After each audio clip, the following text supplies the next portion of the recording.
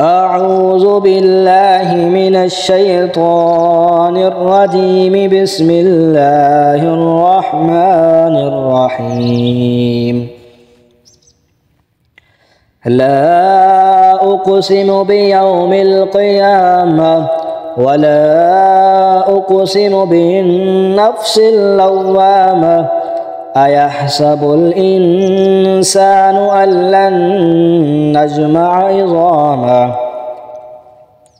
بلى قادرين على أن نسوي بنانه بل يريد الإنسان ليفجر أمامه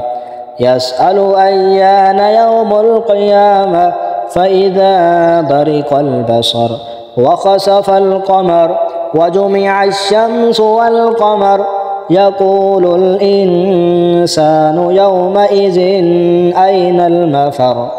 كلا لا وزر إلى ربك يومئذ المستقر ينبأ الإنسان يومئذ بما قدم وأخر بل الإنسان على نفسه بصيرة ولو ألقى معاذيره لا تحرك به لسانك لتعجل به إن علينا جمعه وقرآنه فإذا قرأناه فاتبع قرآنه ثم إن علينا بيانه كلا بل تحبون العاجلة وتذرون الآخرة وجوه يومئذ ناظرة إلى ربها ناظرة ووجوه يومئذ باسرة تظن أن يفعل بها فاقرة كلا إذا بلغت التراقي وقيل من راق وظن أنه الفراق